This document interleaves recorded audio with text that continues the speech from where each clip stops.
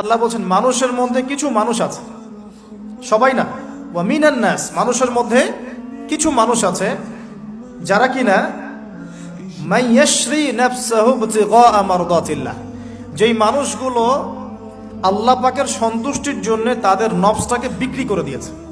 সুবহানাল্লাহ, চারটাখানি কথা না, কিন্তু মানুষের মধ্যে আল্লাহ কিন্তু সূরা বাকারায় বলেছেন শুরুর দিকে, মানুষের মধ্যে কিছু মানুষ আছে যারা মুমিন, কিছু মানুষ আছে যারা কাফের, কিছু মানুষ আছে যারা মুনাফিক, শুরুর দিকে পাবেন। এখানে আল্লাহ পাক বলছেন মানুষের মধ্যে কিছু মানুষ আছে যারা তাদের নফসটাকে আল্লাহর সন্তুষ্টির জন্য বিক্রি করে দিয়েছে। সুবহানাল্লাহ, মানে তাদের জীবনের মূল থিমটাই হচ্ছে আল্লাহ পাকের সন্তুষ্টি অর্জন করা। কোনো কিছুকেই তারা আল্লাহর সন্তুষ্টির উপর প্রাধান্য দিবে না। যদি কোটি টাকার অফার আসে হারাম, সে সেটা রিজেক্ট করবে, আল্লাহ নারাজ হবে।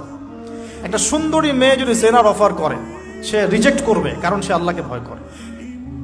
সে আল্লাহ পাকের জমিনের উপরে গায়রুল্লাহ বা কুফফারদের, তাগুতদের কোনো লস ইমপ্লিমেন্ট করতে পারবে না, কারণ সে আল্লাহকে ভয় করে।